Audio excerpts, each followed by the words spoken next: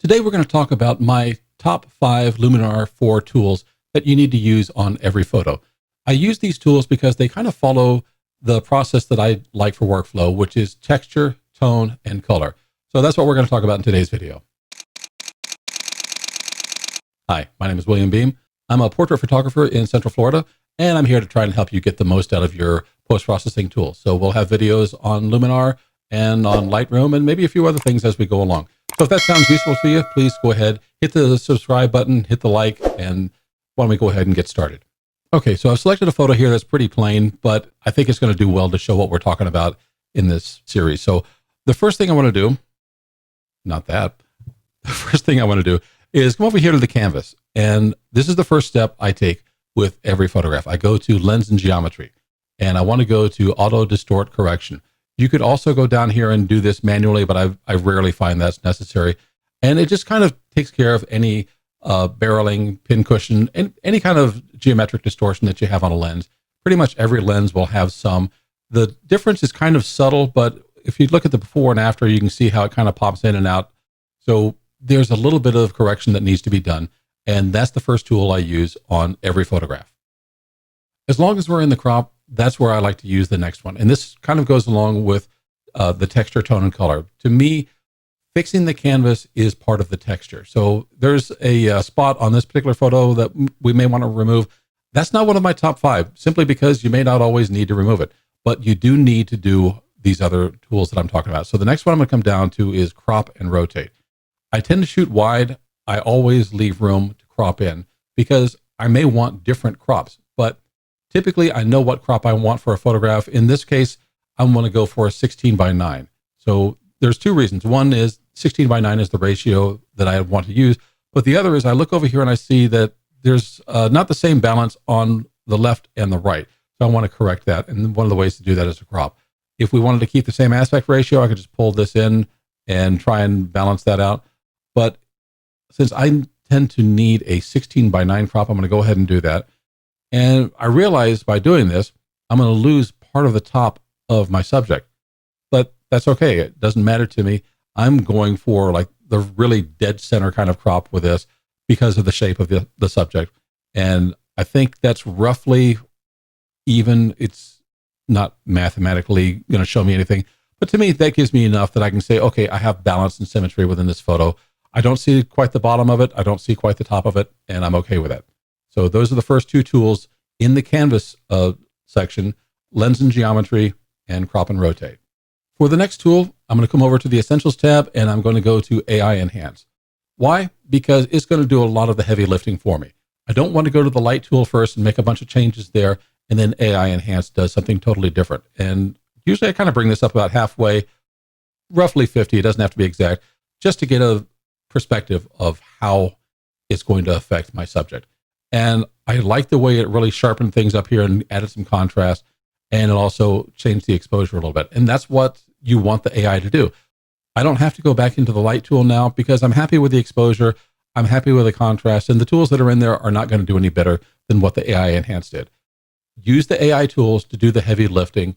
See if you like it. And then if there's something you need to tweak, that's fine to go back. But you don't want to go do a lot of work and then find out that the AI tool could have done it for you in just one slider. So we're going to come back to the Essentials tab, but first I'm going to go over to the Pro tab, and I want to choose Advanced Contrast.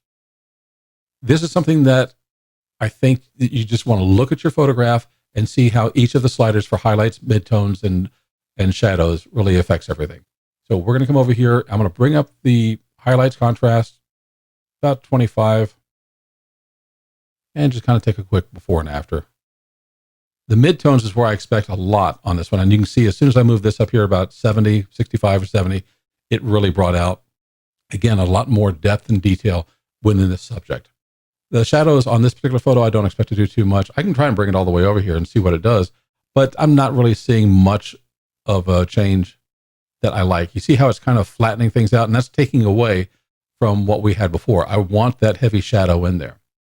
So, and also notice that you can change the balance of these. So for the midtones balance, I'm going to bring it down, I'm going to bring it up, and you kind of look at it and decide what's my happy point.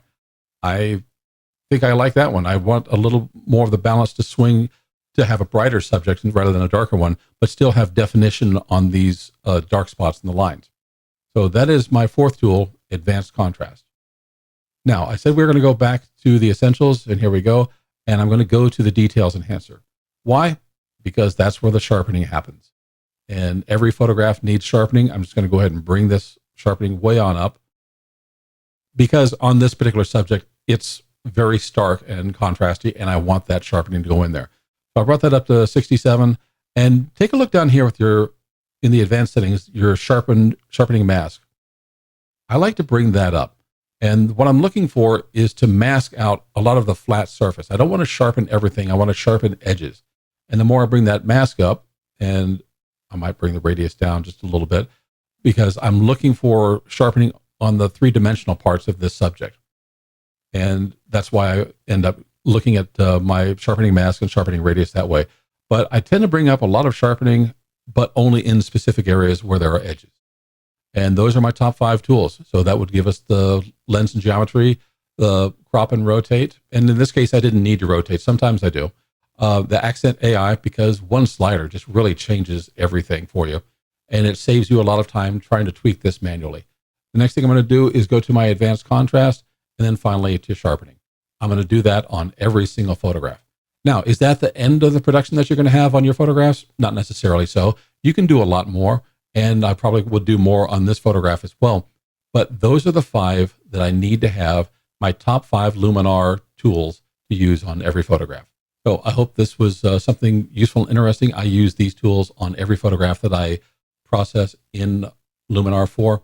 And now give them a try. See if you like this workflow. Remember, texture, tone, and color. I didn't touch anything that was really dealing with color other than perhaps the AI accent, which is going to have some effect on color.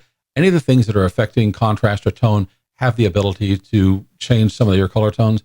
That's why you want to do that first before you dive into any of the color tools, which we may still want to use on this photo a little bit further down the road, but I'm always going to start with those top 5 Luminar 4 tools.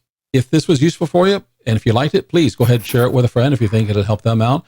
I would love it if you would like this video. That helps us tell YouTube that hopefully we're doing something right here. And if you really do like it, go ahead, subscribe, and hit the bell notification icon. And that way you'll know next time I release a video, either on Luminar 4, Lightroom, or some other post-processing tools. Thanks so much. We'll see you again in the next video.